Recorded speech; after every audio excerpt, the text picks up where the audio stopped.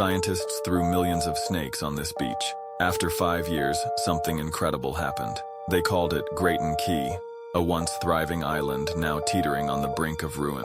Locals whispered another name for it: Dead Beach. The land had been stripped bare, its once lush greenery reduced to skeletal remains, a silent invasion. Not an army, not a storm, but something far smaller: rats. For years, these pests arrived on cargo ships, multiplying unchecked. They devoured bird eggs, gnawed through native plants, and left the ecosystem gasping for survival. Local fishermen swore the waters were barren. Residents spoke in hushed voices, convinced the island was beyond saving. Then came Dr. Martin Hendricks, a bespectacled ecologist with wild curls and an unshakable calm. Martin refused to accept defeat. Where others saw destruction, he saw an opportunity. Standing on the crumbling dunes, waves licking at his boots, he formed a radical plan. The island needed predators, but not hawks. They were nearly extinct in the area. Not wild cats.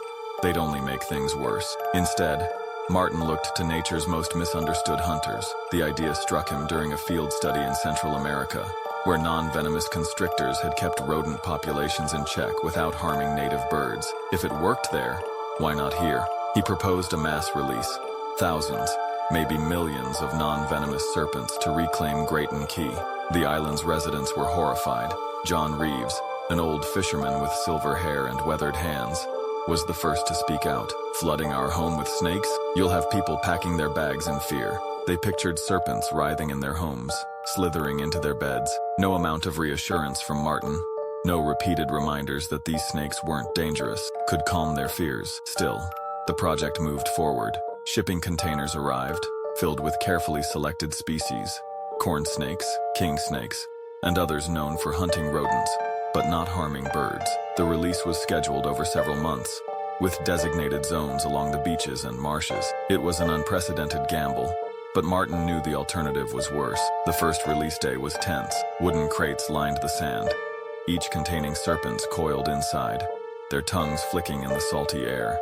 Curious onlookers gathered, whispering uneasily. Some children peeked from behind their parents, wide-eyed. John Reeves stood at a distance, arms crossed, scowling.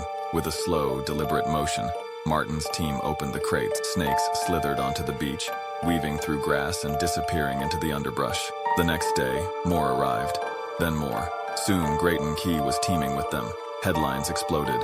A sea of snakes invades island. The backlash was immediate.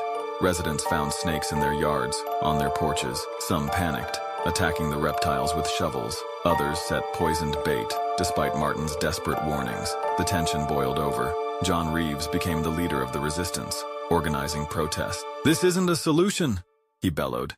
"It's an infestation." But then, something strange happened. Within weeks, rat numbers plummeted. Where once traps had been full overnight, now they remained empty. The difference was undeniable. Months passed. Vegetation, once stripped bare, began to regrow. Native birds, long thought lost, returned. Even the beaches, once eroded by uncontrolled rodent burrows, stabilized. The ecosystem, against all odds, was healing. Still, fear lingered. Some refused to see the progress. John Reeves continued his fight, citing stories of children nearly stepping on snakes near the pier. "They don't belong here," he insisted. "We've gone too far." Martin tried to reason with him, explaining how no one had been harmed, how the island was better off. But emotion often drowns out logic. Some islanders took matters into their own hands. One morning, Martin woke to find charred remains of snakes outside his compound. A warning. He didn't stop. He launched education programs, showing the benefits of reintroducing natural predators. Slowly, perspectives shifted. Some residents started to acknowledge the change. They saw the fish returning, the dunes firming up, the vegetation thriving. Year 3 arrived. Martin and his team realized they needed more predator diversity. They introduced king snakes, known for eating other snakes and crabs, to balance the ecosystem. Once again, skeptics pushed back, but Grayton Key flourished. The beaches, once barren, now teemed with life. Fishermen reported larger catches. Tourists, drawn by the island's transformation, arrived in droves.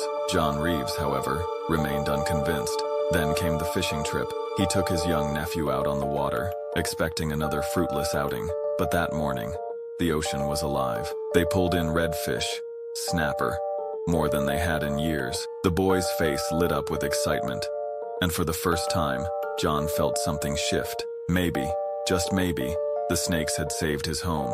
By year 5, Grayton Key had shed its old nickname. Dead Beach was no more. In its place stood a thriving paradise, a beacon of ecological recovery. Scientists arrived from around the world to study the transformation, and in the most unexpected twist of all, John Reeves became one of the island's greatest storytellers. He told visitors how, against all odds, millions of snakes saved their beach. At the grand opening of an eco-education center, Martin Hendricks stood under the blazing sun, tears in his eyes, as he cut the ribbon.